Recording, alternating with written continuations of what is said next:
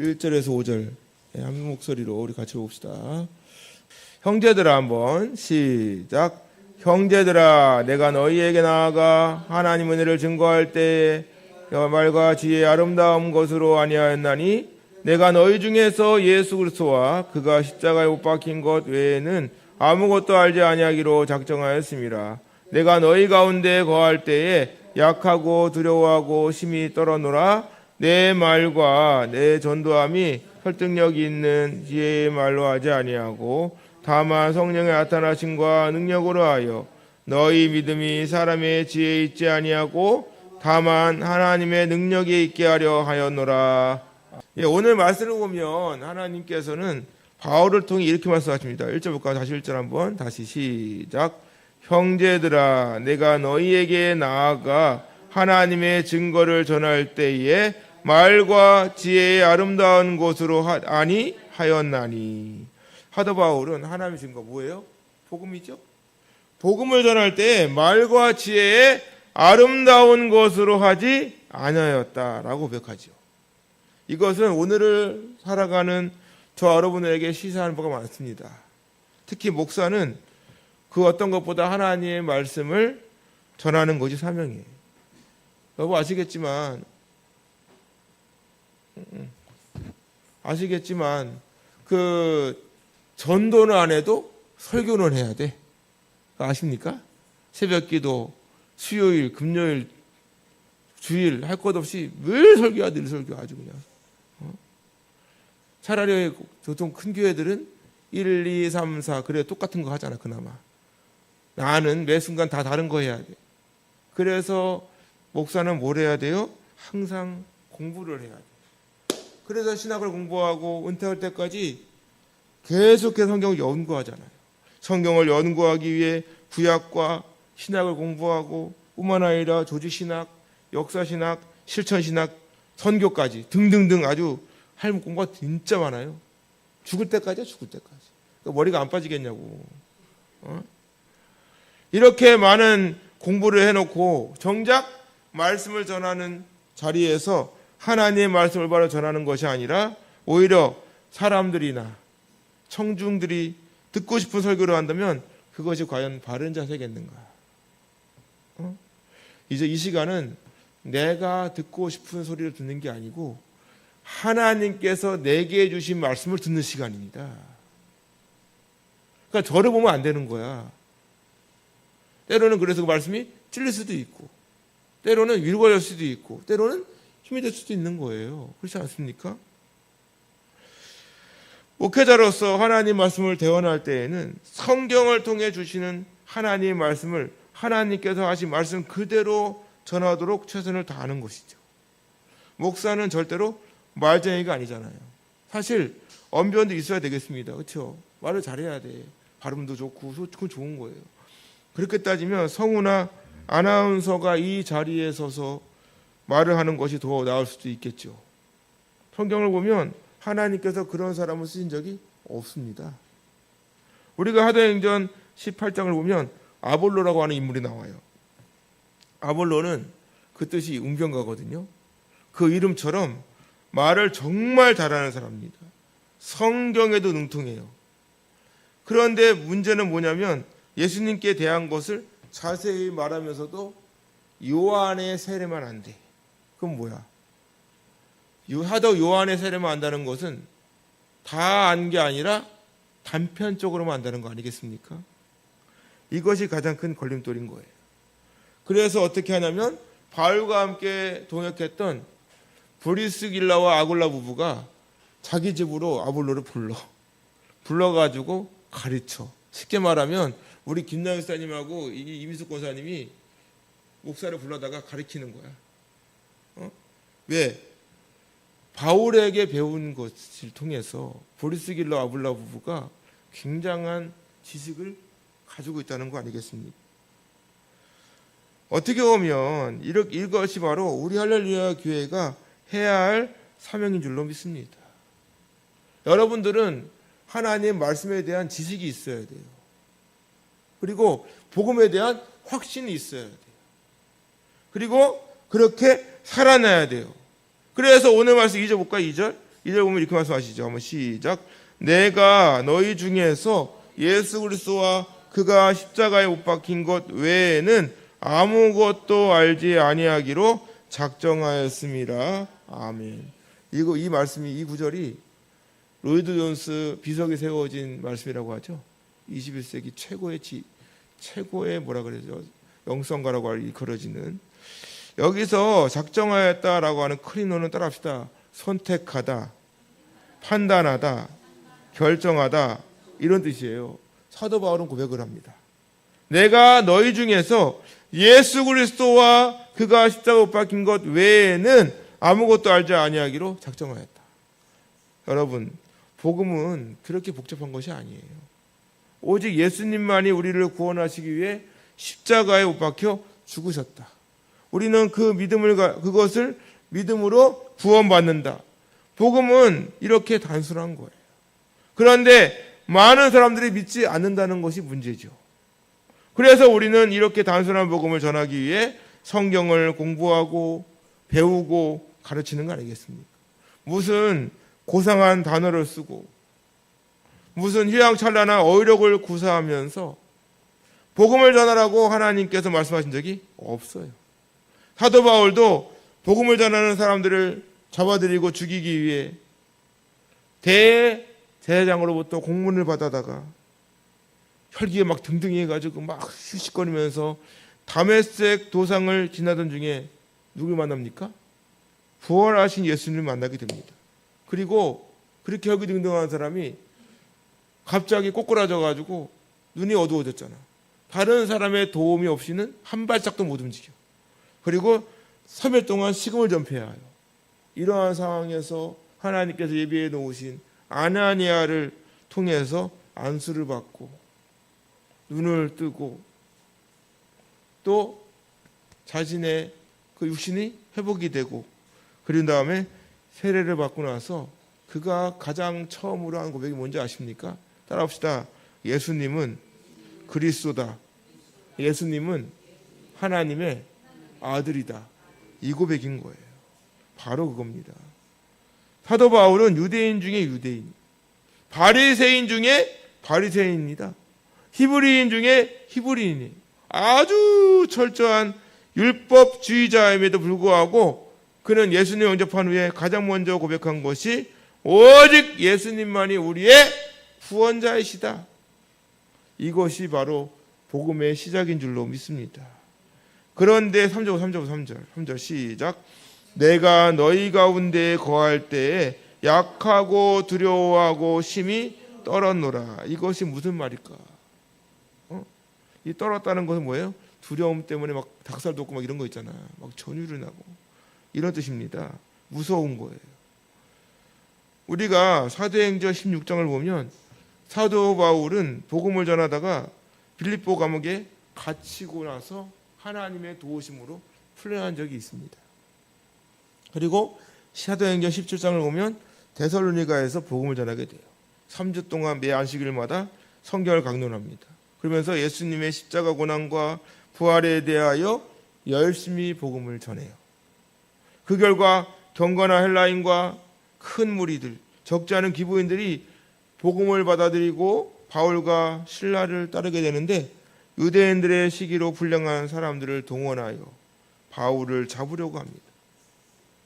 이를 피해 바울은 실라와 함께 형제들의 도움으로 베레아로 가요. 바울은 실라와 함께 베레아에서도 복음을 전하는데, 베레아 사람들에 대해서 말씀하시기를 데살로니가에 있는 사람들보다 더 너그러워서 간절한 마음으로 말씀을 받고 이것이 그러한가 하여 날마다 성경을 상고하였다. 그 결과 믿는 사람들이 많아지는데 유대인들이 그 베레아까지 쫓아오는 바람에 베레아에서 추방되어 아덴으로 갑니다. 아덴은 우리 오늘날 그리스의 수도 아테네입니다. 바울은 아테네에서 복음을 전할 때에도 철학적인 방법을 사용해요. 바울이 아덴에 딱 도착하니까 온갖 성의 우상이 그득한 거예요. 우리나라 말하면 뭐야? 불상이 딱 깔린 거예요. 그걸 보고 마음이 격분하여 날마다 만나는 사람과 변론을 하게 되는데, 당시 에피쿠로스 또 스토아 철학자 이런 사람들과 바울이 논쟁을 해요. 막 심하게 막 다투듯이 막 논쟁을 하는데 어떤 사람들은 바울에 대하여 이 말쟁이가 도대체 무슨 말을 하고 있는 것이냐. 또 어떤 사람은 이방신들을 전하는 사람으로 취급을 합니다. 그 이유가 바울이 예수님의 고난과 부활을 전하기 때문인 것이었죠. 그런데 대부분의 신학자들은 바울이 그 아테네죠. 아테네 선교를 실패한 성도로 봅니다. 그 증거가 바로 오늘 우리가 읽은 고린도전서 2장 3절을 근거로 삼고 있는 거예요. 우리가 알다시피 사도 바울은 당시 최고의 학문이 일컬어지는 가말리엘 문화생입니다. 이는 사도 바울의 지적 수준이 엄청 높다는 거예요. 거기에 율법에 대해서도 아주 탁월합니다. 그러니 바울과 대화를 하고 논쟁을 벌일 때 얼마나 대단했겠어요. 이러한 바울에게 있어 아테네에서의 복음 전도 실패는 상당한 위축을 주었을 것으로 봅니다. 그러니 당시 아가야 지방의 대도시였던 고린도 지방에서도 팽배해져 있는 이교도의 세력, 철학자의 계변, 그리고 도덕적인 타락상은 바울에게 있어 상당한 근심과 엄청난 부담으로 다가온 것이죠. 이러한 바울의 두려움과 걱정은 예수님의 복음이 우리가 1절에서 보았듯이 말과 지혜의 아름다운 것으로, 다시 말해 철학이나 세상적인 지식과 같이 고상하게 전해지는 것이 아니라는 것을 바울이 깨달은 겁니다. 뿐만 아니라 사도 바울은 고린도에서 복음을 전할 때에도 여러모로 두려워하고 떨었던 것을 봅니다. 이때 하나님께서는 밤에 나타나셔가지고 바울에게 이렇게 말씀하십니다. 따라 볼까요? 두려워하지 말며 침묵하지 말고 말하라. 내가 너와 함께 있으면 어떤 사람도 너를 대적하여 해롭게 할 자가 없을 것이니 이는 이 성중에 내 백성이 많음이라. 할렐루야. 사도 바울은 이러한 하나님 말씀을 듣고 1년 6개월을 더 머물면서 열심히 복음을 전합니다. 이는 이 자리에 모인 저와도 마찬가지예요. 우리가 저쪽에서 이쪽으로 나왔잖아요. 나오고 나서 여러분들은 뭘 경험합니까? 복음이 쉽지가 않구나. 만나는 대상이 달라졌구나. 그렇잖아요. 이 대상이 달라졌어요. 그러다 보니까 복음을 전하면서 두려워하거나 떨지 않는 사람이 어디 있어요? 시비는 걸지 않나? 전도하다 마음 상하면 안 되는데 심지어는 막 모욕을 당하는 것 같아. 막 수치를 느끼는 것 같아. 여기 전도하러 온 분이 그러잖아요. 이 동네는 되게 도도하다고. 서울의 특별 시민이 인천에 와가지고 그때 시골 같은 땅에 와가지고 하는 소리가 뭐라 그래? 도도하대. 누가 더 도도해야 돼? 서울 살다 왔잖아. 청담동이 고향인데 여기 박천대가 왔더니만 어디 무슨 시골 무슨 뭐라 그래 이거 총구석 같은 뭐 변두리 같은 데에서 와가지고 되게 나한테 도도하게 굴어. 열 받아 안 받아. 그런 거예요. 여러 가지로 우리는 신앙생활하면서도 많은 걱정과 근심을 안고 삽니다. 그럼에도 하나님께서는 우리 할렐루야 교회를 통해 이 지역에 복음이 전파되기를 원하고 계신 줄로 믿습니다. 결국 복음에는 오직 하나님의 의만 나타내야 됨을 절실하게 깨달아야 되는 것이죠. 따라합시다. 복음에는 하나님의 의가 나타나서 믿음에 이르게 하나니 기록된 바 오직 의인은 믿음으로 말미암아 살리라 함과 같으니라. 할렐루야. 복음에는 그래서 하나님의 의가 나타나는 거예요. 내가 하는 게 아니더라고. 그렇게 열심히 전도지를 뿌리고 그렇게 열심히 교회 좀 나오세요. 막 이렇게 애걸복걸하듯이 해도 그 한 영혼이 나오기가 결코 쉽지가 않아. 교회에 한번 나오는 게 뭐 나와주는 거야? 나와주는 거냐고. 마치 그냥 막 선심 쓰듯이. 비록 우리가 그러한 사람을 만나더라도 그래서 하나님 말씀은 이렇게 말씀하시는 거예요. 우리가 고린도서 1장 18절을 보면 따라합시다. 십자가의 도가 멸망하는 자들에게는 미련한 것이요 구원을 받는 우리에게는 하나님의 능력이다. 할렐루야. 그렇잖아요. 복음은 그렇게 복잡하지 않아. 그리고 복음을 전하면서 상처받는 건 당연한 거야. 복음을 받아들이는 사람이 많겠어요? 받아들이지 않는 사람이 더 많겠어요? 그건 당연한 거야. 복음을 받아들이지 않는 사람이 많기 때문에 우리는 복음을 전해야 되는 거예요. 미국이나 영국과 같이 이미 복음으로 다 나라 자체가 복음이라면, 독일과 같이 기독교 국가라면 전도할 필요가 없는데 거기도 선교사가 있잖아. 왜? 복음은 계속 전해져야 되는 것이죠. 그렇기 때문에 우리가 복음을 전하면서 나의 의의를 드러내면 복음의 열매가 맺히지 않는다. 이거 내가 하는 게 아니구나. 전도는 내가 하는 게 아니야. 나는 그저 하나님의 도구로 쓰임 받을 뿐이야. 그래서 여러분들이 전하라고. 전하고 나머지는 맡기는 거예요. 맡기는 거예요. 우리 김정인 목사님 그 할아버지 한 분 전도했잖아. 전도해가지고 한 분 와줬어. 그 다음에 전화 안 받는다잖아. 전화 안 받는데 전화 꺼졌어. 연락이 안 돼. 이런다니까.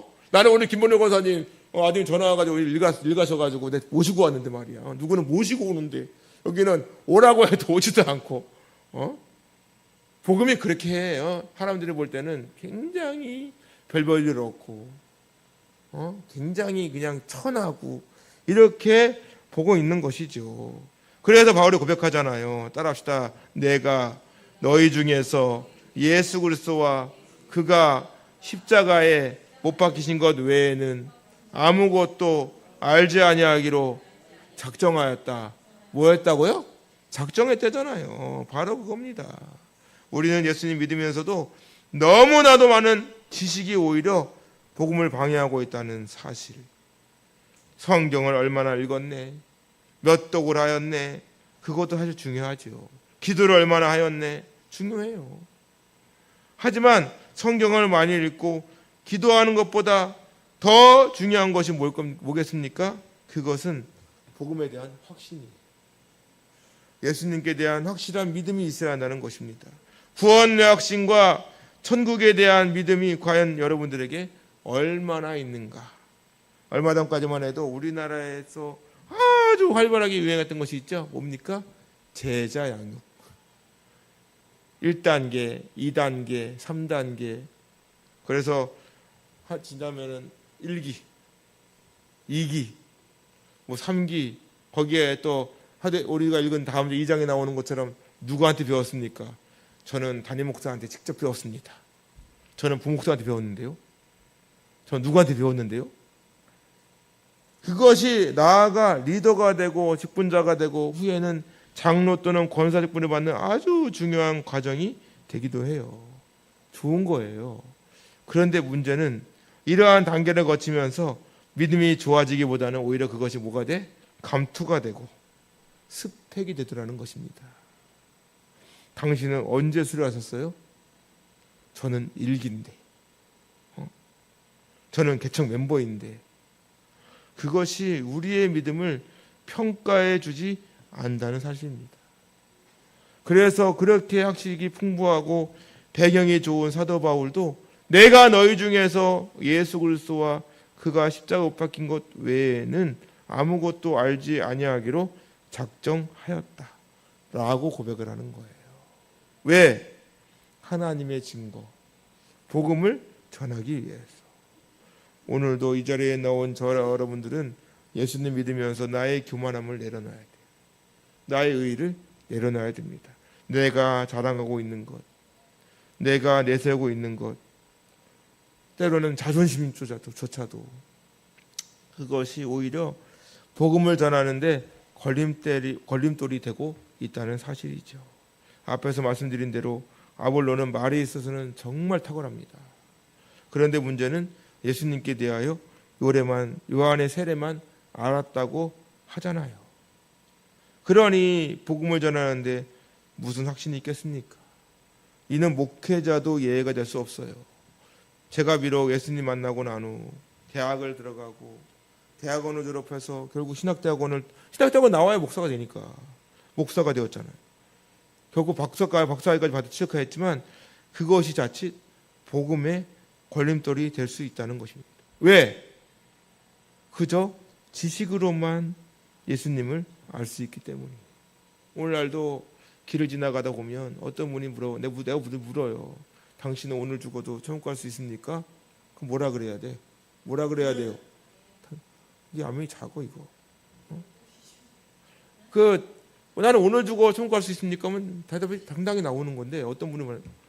그거 어떻게 확신하냐는 거야. 이렇게 대답을 이렇게 하잖아요. 그러면은 그거 어떻게 확신하냐? 어떻게 보여줘야 돼 도대체? 찬양 부르잖아 우리가. 믿음으로 가는 나라 하나님 나라 하잖아.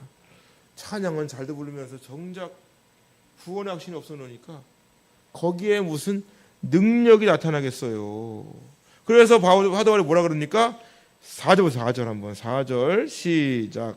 내 말과 내 전도함이 설득력 있는 지혜의 말로 하지 아니하고 다만 성령의 나타나심과 능력으로 하여 너희 믿음이 사람의 지혜에 있지 아니하고 다만 하나님의 능력에 있게 하려 하였노라. 아멘. 말씀을 보면 내 말과 내 전도함이 설득력 있는 지혜의 말로 하지 아니한다. 여기 설득력 있는이란 뭐예요? 쉽게 말해서 지혜롭고 남을 설득할 수 있는 탁월한 언변인 겁니다. 바울은 이미 아테네에서 이러한 경험을 했죠. 사실학식이나 말로는 바울을 당해낼 자가 없어요. 왜? 워낙 똑똑하기 때문에. 워낙 똑똑하기 때문에. 하지만 그것이 오히려 복음의 걸림돌이 된다는 경험을 했던 바울의 입장에서 역시 복음은 내가 가지고 있는 지식이 아니라 하나님께서 주시는 지혜와 성령의 역사하심이라는 사실을 깊이 깨닫게 되는 것입니다. 사실 우리는 열심히 공부를 해야 돼. 목사도 끊임없이 공부해야 합니다. 그리고 계속해서 성도를 가르쳐야 돼. 어찌되었든 목사는 성경에 대해만큼은 바로 알아야 하지 않겠습니까? 그럼에도 우리가 학식만 내세우고 스펙만 내세운다면 거기에 무슨 능력이 있겠어요? 저는 신학은 제대로 공부를 해야 한다고는 주입니다.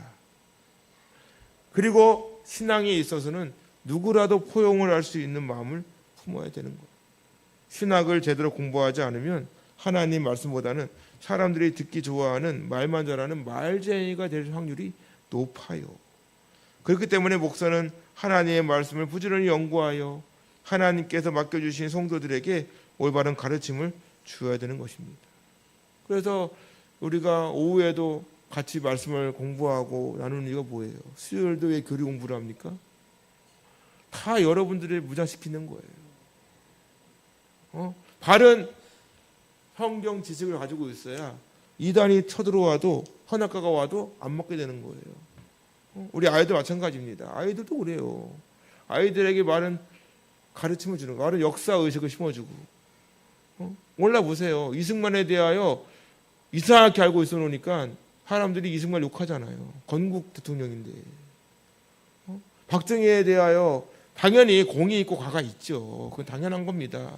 그럼 뭐가 더 우월한지 봐야 되는데 어떤 분은 공을 칭찬하면 어떤 분은 과만 가지고 그냥 긁어대면 그러면은 우리나라 이렇게 성장한 발탕이 어디 있습니까? 그 당시에는 그 당시 이승만 대통령이 있었고 박정희 대통령이 있을 당시에는 대안이 없었어요. 자유민주주의로 갈 거냐 공산주의로 갈 거냐 두 개밖에 없는데 뭘 선택할 건데. 그리고 6.25 끝나고 전 세계에서 가장 가난한 나라인데 어떻게 할 거냐고. 어떻게 먹고 살아야 될 거 아닙니까? 그래서 새마을 운동한 거 아니에요. 싱가포르이 우리나라 새마을 운동을 가져다가 벤치마킹 해가지고 성공한 나라. 지금도 싱가포르는 박정희를 위대한 사람 보고 여긴대잖아. 정작 우리나라는 아주 쓰레기 만들어놨어. 이게 바로 역사가 아닌 거예요. 여러분 역사는 관점이 중요한 겁니다. 그래서 우리 애한테 내가 역사를 저는 근현대사가 잘못됐어. 우리나라는 진짜. 왜? 전교조 때문에 그래요. 제가 우리 아리한테 내가 따로 가르쳐. 우리 아한테 내가 따로 가르친다고. 물어봐 나한테 와가지고 아빠 여기 문제집에 민주주의로 나온 거야. 미쳤어. 자유민주주의로 나와야 되는 거 아니야? 민주주의 나오니까 와서 나 질문한 거야 나한테. 아빠 왜 민주주의 나왔지? 그래서 크게 막 북한식 공부도 아니니까 뭐 내가 넘어가지만 여러분 근현대사를 바로 알아야 돼. 그래서 설민석이 황현필이 이러한 분들은 진짜 회개해야 돼. 회개해야 된다. 역사의 애들이 일타강사라는 사람이 역사를 바로 가르쳐야지. 그게 뭐냐? 여러분 성경도 마찬가지예요. 모든 것 학문은 성경에서 나왔습니다. 미국을 저렇게 세계에서 가장 큰 강대국 만든 비결은 바로 성경이었던 거예요. 제가 이번에 어떻게 하다 영상 하나 봤는데 트럼프, 미국 대통령 트럼프잖아요. 트럼프 대통령이 누가 질문한 거예요. 대통령, 당신이 가장 성공했다고 하는 건 뭡니까? 이렇게 물어봤어요. 그랬더니 그럼 뭐라 그래야 돼? 대통령이 또 됐잖아. 그러면 그거 자랑할 줄 알았대. 근데 뭐라고 하는지 아세요? 저는 자식입니다. 그랬어. 난 자식이에요. 왜? 물어봤어요. 그랬더니 자녀들 중에 술, 담배를 하는 자녀가 한 명도 없대. 마약도 안 한대. 성공한 거 아니야. 그 성공한 거 맞아. 그렇지 않아? 나이 먹으면 자식 자랑이라고. 근데 지자가 물어봤는데 나는 돈 많잖아. 그 트럼프의 재산이 5조입니다. 5조. 근데 그 돈 재산 성공한 거 거기다가 저는 돈 많고 권력 잡은 걸 자랑인 줄 알았더니 자식 자랑할 줄 누가 알았냐? 내가 그거 보면서 저런 또 면이 있었네. 비록 욕도 먹고 칭찬을 받고 하겠죠. 다만 우리가 지금 추구하는 건 뭐냐는 거예요. 우리가 추구하는 건 뭐냐는 거예요. 우리는 하나님에 대해서 어떻게 알고 있냐는 거예요. 나는 우리 후손들에게 뭘 가르치기를 원하는 거예요. 교회를 다니면서 이런저런 분이 오셔서 간증하는 것을 본 적이 있습니다. 예전에 목회 초기에는 아이들 전도를 도와주겠다고 동화를 읽어주는 분이 오셔서 책으로 막 이야기를 하는데 뭘 준비해왔는지 아십니까? 박지성 이야기를 준비해왔어요. 축구선수 박지성. 저는 차라리 이영표를 준비해올 것이지. 저는 박지성을 무시하는 게 아닙니다. 복음을 전할 것 같으면 복음을 통해 성공한 사람을 데리고 와야 되는 거 아니야? 결국 제가 깨달은 것이 있어요. 그것은 아무리 좋은 내용일지라도 복음이 없으면 아무런 의미가 없다는 사실. 만약 이 자리에 아무리 유명한 분이 오셔서 강의를 한들 거기에 복음이 없다면 무슨 의미가 있겠어요? 여기 유명한 가수가 오고 여기에 유명한 정치인이 오고 경제인이 오고 연예인이 온들 그들이 복음이 없다면 무슨 의미가 있겠냐는 거예요. 그래서 로이드 존스는 이렇게 말합니다. 설교는 반드시 예배 중에 이루어져야 된다. 그렇습니다. 오늘도 변함없이 이 자리에 모인 저 여러분에게 있어 하나님은 어떤 분인가? 우리는 그분을 어떻게 전해야 될까? 하나님께서는 바울을 통해 말씀하십니다. 1절 말씀 다시 보면 말과 지혜의 아름다운 곳으로 아니하였으니 내가 너희 중에서 예수 그리스도와 그분의 십자가에 못 박힌 것 외에는 아무것도 알지 아니하기로 작정하였습니다. 이것이 여러분들의 고백이 되기를 주님의 이름으로 축원합니다. 말과 지혜의 아름다운 것이 아니라 예수 그리스도와 그분의 십자가 고난 그리고 부활, 바로 그거예요. 우리에게 있어 복음을 전할 때 예수 그리스도의 십자가와 은혜와 그 사랑 빼면은 복음은 시체지요. 이게 뭐가 중요합니까? 아무리 학식이 풍부하고 아무리 세상의 부와 명예를 가지고 있다 하더라도 복음이 없다면 말짱 도루묵이에요. 진정한 복음은 오직 예수 그리스도만 드러내야 될 줄로 믿습니다. 교회의 표지 3가지로 말합니다. 교회의 표지에 대해 따라합시다. 말씀의 바른 전파, 성찬과 세례의 바른 시행, 그리고 권징이에요. 이는 오늘날 바른 교회의 기준이 됩니다. 우리는 교회에 대하여 주님의 몸된 교회라고 말을 해요. 그렇다면 교회가 바른 복음을 전해야 되지 않겠습니까? 그것은 내 힘으로 전하는 것이 아니라 아무리 지식이 풍부하고 아무리 학식이 풍부하더라도 복음에 대한 확신이 없으면 예수님 십자가를 복음을 올바르게 전할 수가 없어요. 또 어떤 분은 뭐 나이가 많아서 이렇게 말하는 분도 계십니다. 제가 늘 말씀을 드리지만 오히려 나이가 많은 분들이 더 전도가 쉬워요. 우리나라는 예로부터 동방예의지국이잖아요. 그렇기 때문에 내가 말주변이 없고 소위 가방끈이 짧더라도 하나님께서 주신 능력으로 전하면 되는 거예요. 우리는 이제 다시 시작하면 됩니다. 어차피 우리는 사나 죽으나 예수님 믿고 구원받은 하나님의 자녀인 줄로 믿습니다. 그리고 우리는 주님의 몸된 할렐루야 교회 성도예요. 자부심을 가지시라고. 그리고 구원의 확신을 가지세요. 영원한 천국을 소망하세요. 늘 할렐루야 외치면서 열심히 복음을 전하시라고. 누구를 만나더라도 그냥 예수님만 전하면 돼요. 예수님만이 우리의 구원자입니다. 꼭 예수님 믿으세요. 그분이 은혜와 그 사랑, 십자가 은혜와 사랑이 아니었다면 우리가 어떻게 이 자리에 앉아있을 수 있겠습니까? 뿐만 아니라 그분은 우리가 계속해서 그분을 증거하기를 원하시잖아요. 그런 몸된 교회가 계속해서 부흥 성장하기를 원하시잖아요.